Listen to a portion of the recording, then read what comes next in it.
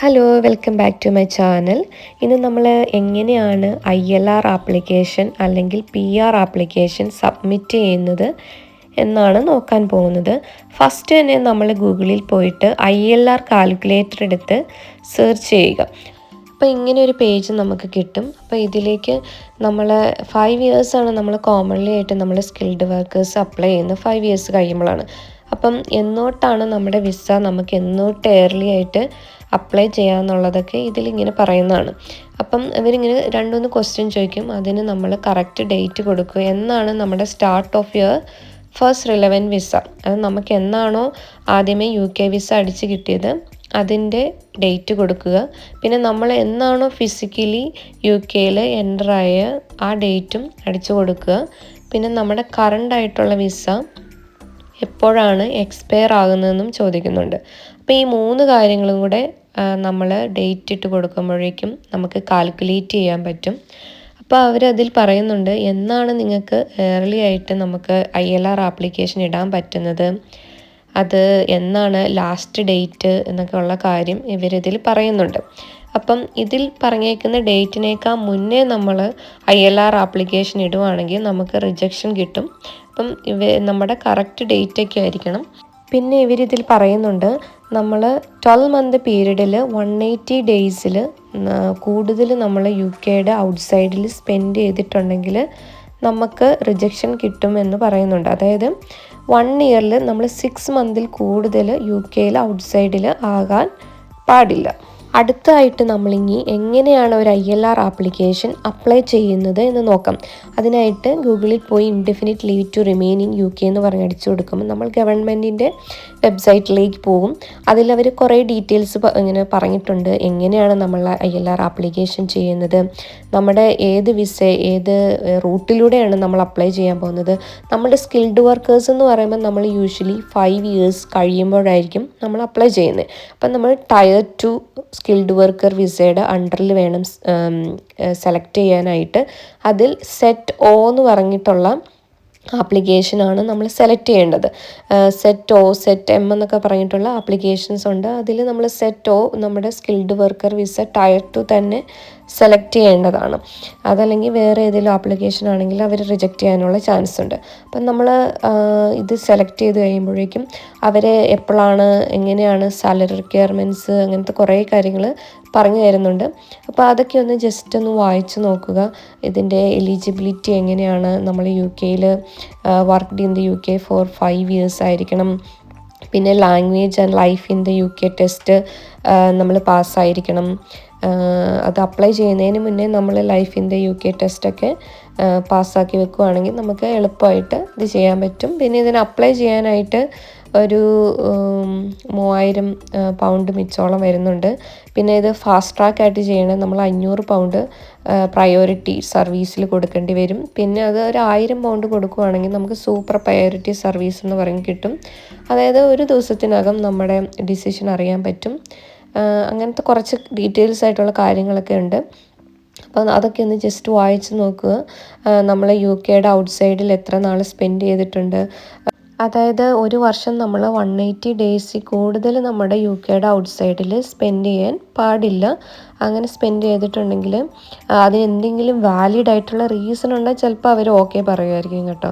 അതായത് എന്തെങ്കിലും മെഡിക്കൽ കണ്ടീഷൻസോ അങ്ങനെ എന്തെങ്കിലും ഉണ്ടെങ്കിൽ, അതല്ലെങ്കിൽ അവർ റിജക്റ്റ് ചെയ്യും. പിന്നെ ഈ സാലറി റിക്വയർമെൻറ്റ്സ് ഒക്കെ നമുക്ക് കുഴപ്പമില്ല. നമ്മുടെ NHSൽ UKയിൽ വർക്ക് ചെയ്യുന്നവർക്ക് അതൊക്കെ ഓക്കെയാണ്. അപ്പം നമ്മൾ ജസ്റ്റ് അടുത്തത് ഫാമിലി മെമ്പേഴ്സ് ആരെങ്കിലും ആഡ് ചെയ്യുന്നുണ്ടോ, അങ്ങനെ കുറേ ക്വസ്റ്റ്യൻസ് എല്ലാം നോക്കി വായിച്ച് നോക്കുക. അത് കഴിഞ്ഞിട്ട് ഡയറക്റ്റ് നമ്മളെങ്ങനെ അപ്ലൈ ചെയ്യാമെന്നുള്ളതാണ് നോക്കുന്നത്.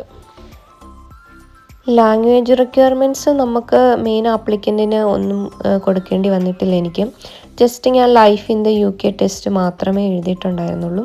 ഇനി നമുക്കിതെങ്ങനെയാണ് നമ്മൾ അപ്ലൈ ചെയ്യുന്നതെന്ന് നോക്കാം. ഇത് അവർ കുറച്ച് ക്വസ്റ്റ്യൻസ് ചോദിക്കും. നമ്മൾ അതിനുള്ള എല്ലാ എവിഡൻസും നമ്മുടെ രേഖകളെല്ലാം റെഡിയാക്കി വെക്കുക അപ്ലൈ ചെയ്യുന്നതിന് മുന്നായിട്ട്. അപ്പോൾ നമുക്ക് ഈസി ആയിട്ട് ഇത് അപ്ലൈ ചെയ്യാവുന്നതാണ്. നമുക്കൊരു 20 to 30 മിനിറ്റ്സ് ഒക്കെ എടുക്കും ഇത് അപ്ലൈ ചെയ്യാനായിട്ട്. ഇപ്പം നമ്മൾ ഇത് അപ്ലൈ ചെയ്യുന്നതിന് മുന്നേ ആയിട്ട് നമ്മുടെ വിസ അങ്ങനത്തെ കാര്യങ്ങളെല്ലാം റെഡിയാക്കി വെക്കുക. അപ്പം ആദ്യത്തെ ക്വസ്റ്റ്യൻസ് പറയുന്നത് are you currently in the UK, നമ്മൾ UK-യിലാണ്, അത് എസ് കൊടുക്കുക. പിന്നെ നമ്മൾ എന്തെങ്കിലും വിസ ആപ്ലിക്കേഷൻ വെയിറ്റിംഗ് ആണോ, നമ്മളൊന്നും വെയിറ്റിംഗ് അല്ല, അതിപ്പം നോ കൊടുക്കുക. പിന്നെ നമ്മുടെ ഇമെയിൽ അഡ്രസ്സ് എൻ്റർ ചെയ്ത് ഒരു പാസ്വേഡും ക്രിയേറ്റ് ചെയ്ത് നമ്മൾ ലോഗിൻ ചെയ്യുക. അപ്പം നമുക്കൊരു വെരിഫിക്കേഷൻ ഇമെയിൽ വരും, അത് നമ്മൾ വെരിഫൈ ചെയ്ത് നമ്മൾ സേവ് ആൻഡ് കണ്ടിന്യൂ ചെയ്ത് നമുക്ക് പിന്നീട് എപ്പോൾ വേണമെങ്കിലും ഇത് ലോഗിൻ ചെയ്യാം. അപ്പം ഇത് ആർക്കാണ് ഈ ഇമെയിൽ ബിലോങ് ചെയ്യുന്നത്, ഇത് ആപ്ലിക്കൻ്റ് എന്ന് പറഞ്ഞിട്ട് കൊടുക്കുക. ഇത് ഒറ്റ സ്ട്രെച്ചിൽ നമുക്ക് ചെയ്യാൻ പറ്റത്തില്ലെങ്കിൽ നമുക്ക് പിന്നീട് വന്നിട്ട് ഇത് സേവ് ചെയ്തിട്ട് പിന്നീട് വന്ന് വേണമെങ്കിലും നമുക്ക് ചെയ്യാൻ പറ്റും.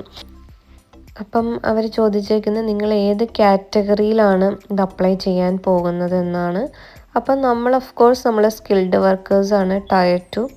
അപ്പം നമ്മൾ skilled worker tier 2 or international sports person എന്നുള്ള അതിലാണ് നമ്മൾ ക്ലിക്ക് ചെയ്യേണ്ടത്. എന്നിട്ട് ക്ലിക്ക് ചെയ്യുമ്പോൾ അടുത്ത ക്വസ്റ്റ്യൻസ് അവർ ചോദിക്കുന്നതാണ്. അങ്ങനെ നമ്മൾ സേവ് ആൻഡ് കണ്ടിന്യൂ ചെയ്യുക, അടുത്ത ക്വസ്റ്റ്യനിലേക്ക് പോവുക.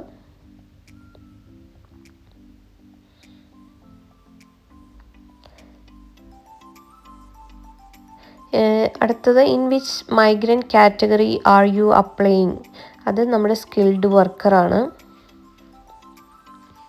എന്നിട്ട് നമ്മുടെ ആൻസേഴ്സ് ചെക്ക് ചെയ്യുക. അപ്പോൾ എല്ലാം ഓക്കെ ആണെങ്കിൽ നമ്മൾ സേവ് ആൻഡ് കണ്ടിന്യൂ കൊടുത്തിട്ട് നെക്സ്റ്റ് സ്റ്റെപ്പിലേക്ക് പോവുക. എന്നിട്ട് അടുത്ത ആപ്ലിക്കൻറ്റിൻ്റെ ഡീറ്റെയിൽസാണ് നമ്മൾ എൻ്റർ ചെയ്യേണ്ടത്. നമ്മുടെ പേര്, നമ്മുടെ ഫാമിലി നെയിം, അങ്ങനത്തെ കാര്യങ്ങളൊക്കെ നമ്മൾ എൻ്റർ ചെയ്യുക.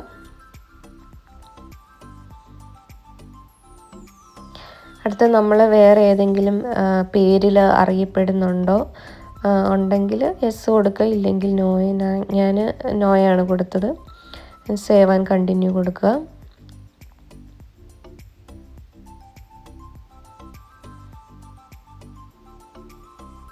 അപ്പം അതിൽ നമ്മളോട് ഒന്നുകൂടെ ലോഗിൻ ചെയ്യാനായിട്ട് അവർ ചിലപ്പോൾ പറയും. അപ്പം നമ്മൾ ഒന്നുകൂടെ ലോഗിൻ ചെയ്യുക. അപ്പോൾ നമ്മൾ ടെലിഫോൺ നമ്പർ കൊടുക്കുക. നമ്മൾ UK-യിൽ where do you use this telephone number while in UK. പിന്നെ നമ്മുടെ പോസ്റ്റ് കോഡ് എൻ്റർ ചെയ്യുക, നമ്മുടെ അഡ്രസ്സ് എൻ്റർ ചെയ്ത് കൊടുക്കുക. നിങ്ങളിവിടെയാണോ താമസിക്കുന്നത്, യെസ് ഓർ നോയ്, യെസ് കൊടുക്കുക. Save and continue.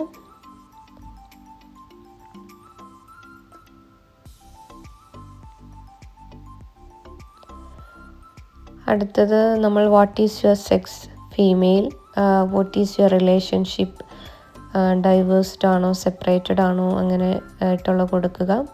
പിന്നെ നമ്മുടെ നാഷണാലിറ്റി, നമ്മൾ കൺട്രി ഓഫ് നാഷണാലിറ്റി, നമ്മൾ ഇന്ത്യൻ ആണെങ്കിൽ ഇന്ത്യൻ കൊടുക്കുക. കൺട്രി ഓഫ് ബർത്ത് അടിച്ചു കൊടുക്കുക, ഇന്ത്യ. Date of birth. പിന്നെ നമ്മുടെ passport, can you provide A valid passport, S. നമുക്ക് ഇന്ത്യൻ പാസ്പോർട്ട് ഉണ്ടെങ്കിൽ അതിൻ്റെ ഡീറ്റെയിൽസും കാര്യങ്ങളൊക്കെ അടിച്ചു കൊടുക്കുക.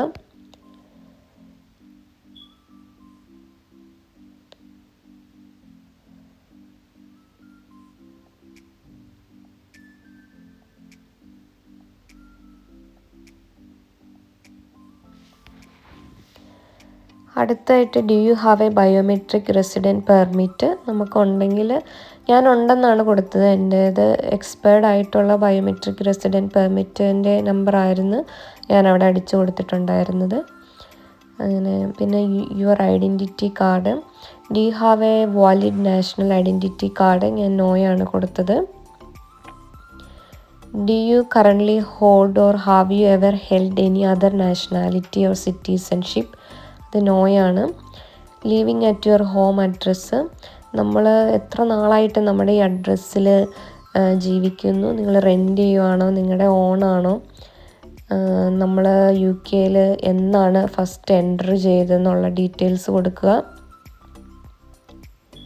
Do you have a visa leave to enter to remain or other, നമ്മൾ എസ് കൊടുക്കുക. What is the end date of your most recent visa, അത് നമ്മളെന്നാണോ നമ്മുടെ എൻഡ് ഡേറ്റ് അത് കൊടുക്കുക. Have you spend any of your 2 or 3 or 5 years continuous period നമ്മൾ ഈ crown ഡിപ്പെൻഡൻസിയിൽ എവിടെയെങ്കിലും സ്പെൻഡ് ചെയ്തിട്ടുണ്ടോ എന്ന് അങ്ങനെ. അപ്പോൾ അത് എൻ്റെ കേസിൽ നോയായിരുന്നു. അപ്പം ഞാൻ നോയാണ് കൊടുത്തത്. അടുത്തത്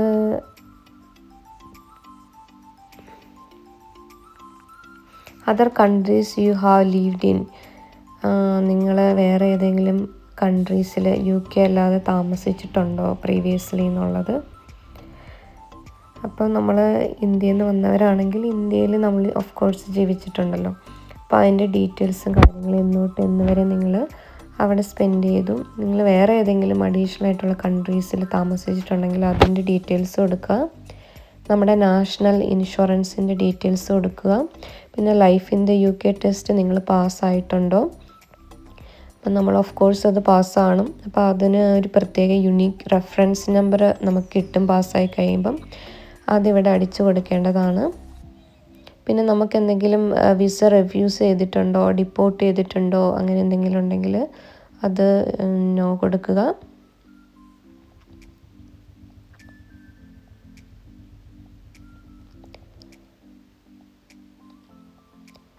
അടുത്തായിട്ട് നമ്മുടെ സ്പോൺസറുടെ ലൈസൻസ് നമ്പർ നമ്മൾ സർട്ടിഫിക്കറ്റ് ഓഫ് സ്പോൺസർഷിപ്പിലുണ്ട്, അത് നമ്മൾ കൊടുക്കുക. പിന്നെ നമ്മുടെ SOC കോഡും ഉണ്ട്. അപ്പോൾ സാധാരണ സർട്ടിഫിക്കറ്റ് ഓഫ് സ്പോൺസർഷിപ്പിൽ SOC കോഡ് എഴുതാറുണ്ട്, അത് കൊടുക്കുക. പിന്നെ നമ്മുടെ കറണ്ട് റേറ്റ് ഓഫ് പേ അത് കൊടുക്കുക. പിന്നെ നിങ്ങൾ എന്തെങ്കിലും യു ഓൺ മെറ്റേണിറ്റി ലീവ് അങ്ങനെ എന്തെങ്കിലും ആണോ, പിന്നെ എന്തെങ്കിലും ക്രിമിനൽ കൺവിക്ഷൻസ് അങ്ങനെ എന്തെങ്കിലും ഉണ്ടെങ്കിൽ എസ്സോ നോ എന്തെങ്കിലും അടിക്കുക, എന്തെങ്കിലും പെനാലിറ്റി ഫോർ ഡ്രൈവിംഗ് ഓഫൻസോ അങ്ങനെയൊന്നും ഇല്ലെങ്കിൽ നോ ഐ നെവർ ഹാഡ് എന്ന് പറഞ്ഞിട്ടുള്ള ഓപ്ഷൻ സെലക്ട് ചെയ്യുക. എന്തെങ്കിലും ടെററിസ്റ്റ് ആക്ടിവിറ്റീസ് എന്തെങ്കിലും ചെയ്തിട്ടുണ്ടോ, അങ്ങനത്തെ കാര്യങ്ങളെല്ലാം ഇതെല്ലാം നമ്മൾ നോയായിരിക്കും അടിച്ചു കൊടുക്കേണ്ടത്. നമ്മൾ അങ്ങനത്തെ കാര്യങ്ങളൊന്നും ചെയ്തിട്ടില്ലല്ലോ. പിന്നെ പേഴ്സൺ ഓഫ് ഗുഡ് ക്യാരക്ടറാണോ, പിന്നെ your home office reference number അത് ഞാൻ നോയാണ് കൊടുത്തത്. അങ്ങനെ നമ്മളതെല്ലാം കഴിഞ്ഞിട്ട് നമ്മുടെ ആൻസേഴ്സൊക്കെ ചെക്ക് ചെയ്യുക, എല്ലാം കറക്റ്റാണോ എന്ന് നോക്കുക. പിന്നെ നമ്മുടെ പബ്ലിക് ഫണ്ട് എന്തെങ്കിലും യൂസ് ചെയ്തിട്ടുണ്ടോ എന്ന് അത് നോ ആയിരിക്കും. നമ്മൾ പബ്ലിക് ഫണ്ട് നമ്മൾ ILR ആപ്ലിക്കേഷൻ ILR കിട്ടാൻ നമ്മളങ്ങനെ യൂസ് ചെയ്യാറില്ലല്ലോ. പിന്നെ നമുക്ക് വേറെ എന്തെങ്കിലും ഇതുണ്ടോ, നമ്മൾ എന്താ പറയുക, നമ്മൾ എല്ലാം ചെക്ക് ചെയ്തിട്ട് നമ്മൾ ഡിക്ലറേഷൻ സബ്മിറ്റ് ചെയ്യുക. പിന്നെ മാൻഡേറ്ററി ഡോക്യുമെൻറ്റ്സ് എന്തൊക്കെയാണ് വേണ്ടതെന്നുള്ളത് അവർ നമ്മുടെ അടുത്ത് പറയും. അതെല്ലാം നമ്മൾ ഒരു പ്രിൻ്റ് പോലെ നമുക്ക് കിട്ടും. നമ്മുടെ റീസെൻ്റ് ആയിട്ടുള്ള പേ സ്ലിപ്പും ബാങ്ക് സ്റ്റേറ്റ്മെൻറ്റും നമ്മുടെ പാസ്പോർട്ടും ഇമിഗ്രേഷൻ സ്റ്റാറ്റസും പിന്നെ സർട്ടിഫിക്കറ്റ് ഓഫ് സ്പോൺസർഷിപ്പും അങ്ങനത്തെ ഒത്തിരി കാര്യങ്ങൾ നമ്മൾ ഡോക്യുമെൻറ്റ്സ് സബ്മിറ്റ് ചെയ്യേണ്ടതുണ്ട്. അപ്പം നമ്മളതെല്ലാം ഇവർ പറഞ്ഞ ഡോക്യുമെൻറ്റ്സ് എല്ലാം ടിക്ക് ചെയ്യുക. ടിക്ക് ചെയ്യാതെ നമുക്ക് മുന്നോട്ട് പോകാൻ പറ്റത്തില്ല. അപ്പോൾ അതെല്ലാം മിസ് കൊടുത്തിട്ട് നമ്മൾ മുന്നോട്ട് പോവുക. അങ്ങനെ നമ്മൾ ഡിക്ലെയർ ചെയ്യുക, എല്ലാം പറഞ്ഞത് സത്യമാണെന്നുള്ളത് ഡിക്ലെയർ ചെയ്തിട്ട് നമ്മൾ പിന്നെ ഫീസിൻ്റെ ഇതിലേക്കാണ് പോകുന്നത്. അപ്പോൾ ഫീസായിട്ട് നമ്മൾ 5 ദിവസത്തിനകം നമുക്ക് ഡിസിഷൻ അറിയണം, നമ്മളൊരു 500 പൗണ്ടും കൂടെ കൊടുക്കണം. അതല്ല ഒരു ദിവസത്തിനകം ഡിസിഷൻ അറിയുന്നത് നമ്മൾ 1000 പൗണ്ടും കൂടെ എക്സ്ട്രാ കൊടുക്കണം. അപ്പം എനിക്ക് ആയിട്ടുള്ളത് ഒരു 3500 പൗണ്ട് ആയിട്ടുണ്ടായിരുന്നു. പിന്നെ നമ്മൾ അപ്പോയിൻമെൻറ്റ് ബുക്ക് ചെയ്യുകയാണ് ചെയ്യുന്നത്. അപ്പം ബയോമെട്രിക്കോട് കൂടി ഇത് ഫുൾ കംപ്ലീറ്റ് ആവുകയാണ്. അപ്പോൾ ഇതിന് എന്തൊക്കെ ഡോക്യുമെൻറ്റ്സാണ് വേണ്ടതെന്നുള്ളത് അടുത്ത വീഡിയോയിൽ പറയാം. Thank you for watching.